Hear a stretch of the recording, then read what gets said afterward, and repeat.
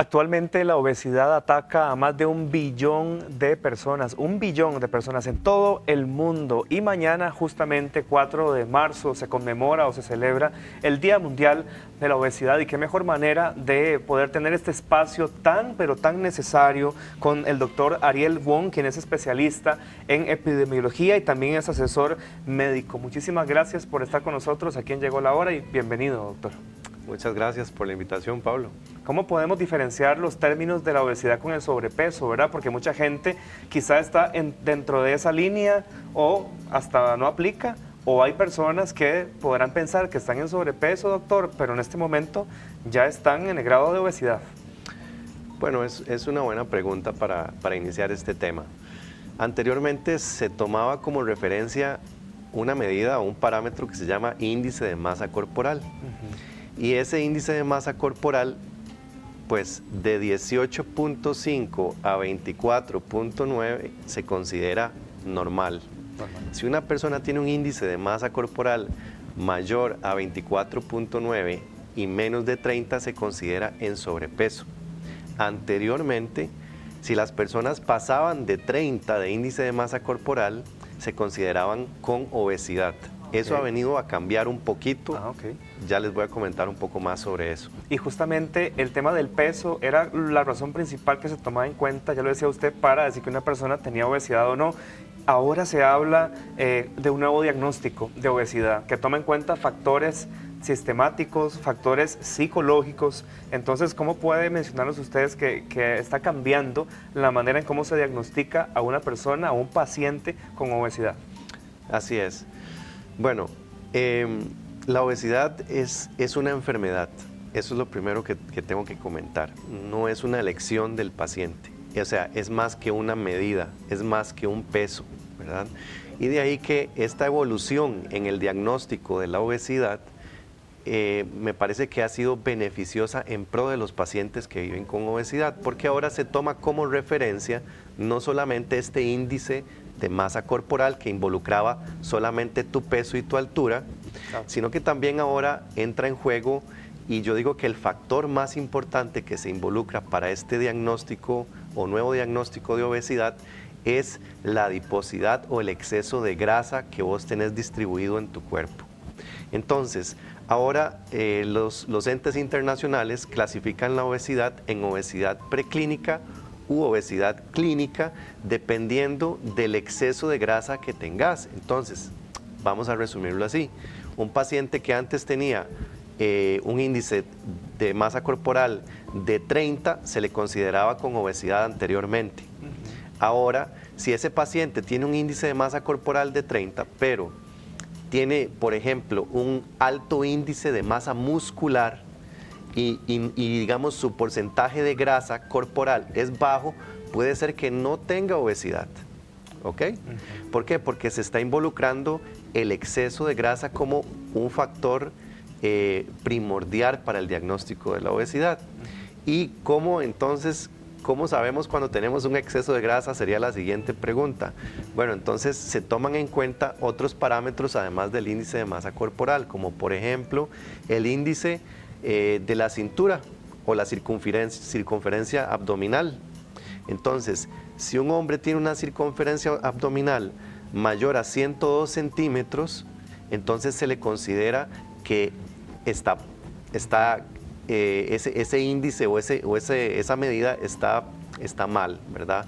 Si una mujer tiene una circunferencia abdominal mayor a 88, entonces también se considera como elevada. Otro índice importante que se toma mucho en cuenta para este nuevo diagnóstico de obesidad preclínica u obesidad clínica es el índice cintura-cadera y el índice cintura-altura.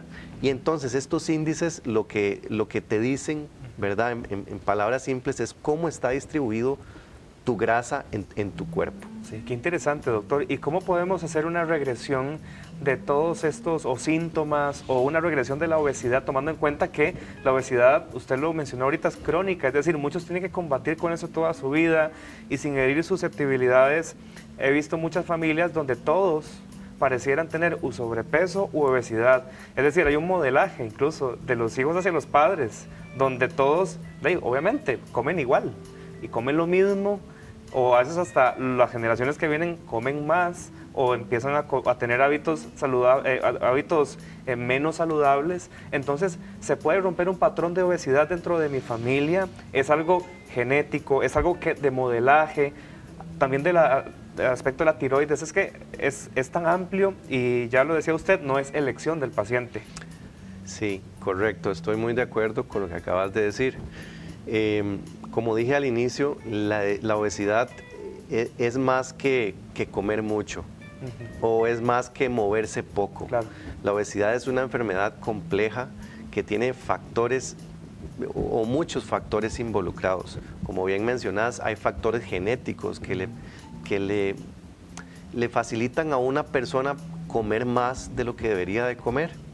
Hay personas que comen o que tienen un alto nivel de saciedad, hay personas que tienen menos saciedad que otras, y ahí hay factores genéticos involucrados. Como vos decís, hay papás, hay hijos, hay abuelos que vos vas viendo, digamos, como esa cadena, cómo se transmite, al igual como hay personas que, por ejemplo, tienen, el abuelo tenía hipertensión, el hijo tiene hipertensión, el nieto tiene hipertensión, el abuelo tenía diabetes, el papá tiene diabetes y el hijo va por el mismo camino. Entonces, es una enfermedad metabólica compleja que involucra muchos factores y que va más allá de solamente comer mucho o moverse poco. Claro. Partiendo del hecho en que usted ya dice que es una enfermedad, la obesidad, pues no deberíamos normalizarla, y eso es lo que se ve mucho también en redes sociales. Yo no me explico a veces que hay videos que normalicen la obesidad.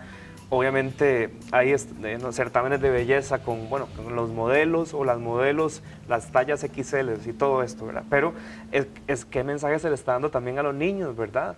Porque incluso normalizarlo, está queriéndole decir a las nuevas generaciones de que todo bien con estar enfermo. Sí, es un tema un poco delicado, claro, Pablo. Claro. Una de las cosas que yo hago al inicio de tratar a una persona con obesidad es primero pedirle permiso, ¿verdad? Para ver si realmente está consciente de que la obesidad es una enfermedad, ¿verdad? Entonces es un tema un poco delicado. Claro. Yo creo que hemos venido evolucionando en la parte científica, y gracias a los buenos resultados que hemos tenido con algunas moléculas, se ha visto cómo realmente al bajar de peso o al hacer una regresión de la obesidad, hay muchas enfermedades, por ejemplo, enfermedades cardiovasculares o enfermedades metabólicas como la diabetes, que se evitan. Entonces sí vemos cómo están directamente relacionadas. Ahora, lamentablemente, como mencionabas, en el mundo hay muchísimas personas que viven con obesidad. Y en Costa Rica no es una excepción. De hecho, en nuestra región, el país que tiene un mayor índice de obesidad es Estados Unidos, con un 42%. Después de ahí le sigue México con un 36%, y nosotros estamos ahí abajito con un 32%. Wow. ¿Verdad?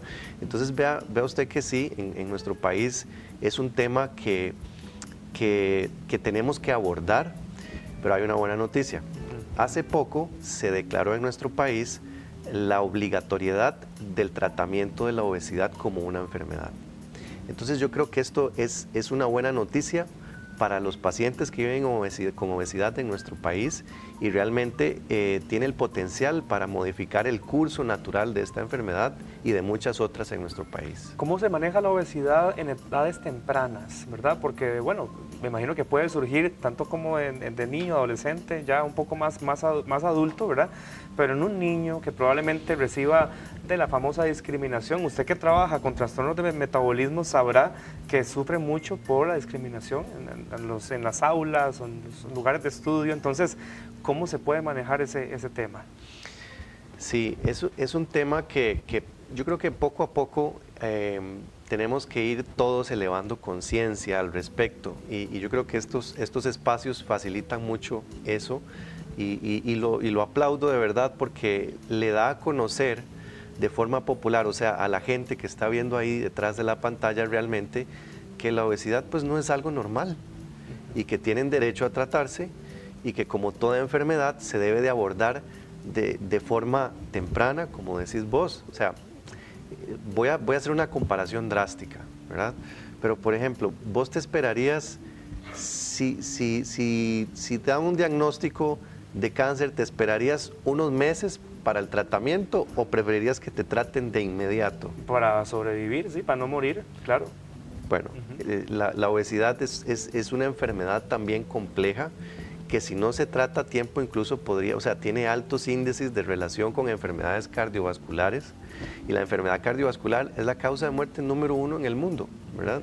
Entonces, todo está muy relacionado y de ahí yo creo que el mensaje es elevar conciencia, ¿verdad? Y me gusta mucho participar en este tipo de actividades como en este caso estamos elevando un poco conciencia sobre el Día Mundial de la Obesidad que se celebra mañana para esto mismo, ¿no? Para que la gente realmente sea consciente de que tienen derecho a tratarse y que se puede tratar y que el tratamiento va más allá de comer poco o de moverse más. Perfecto. Doctor, muchísimas gracias por habernos acompañado. Usted también atiende en Escazú, nos comentó, para que la gente también pueda buscar su consulta. Claro, ahí nos encontramos en Avenida Escazú, en Personal Fit, por ahí pueden encontrarme también. Perfecto. Muchísimas gracias y te esperamos la próxima. ¿A quién llegó la hora? Gracias. Bien, regresamos con Vivi, que nos tiene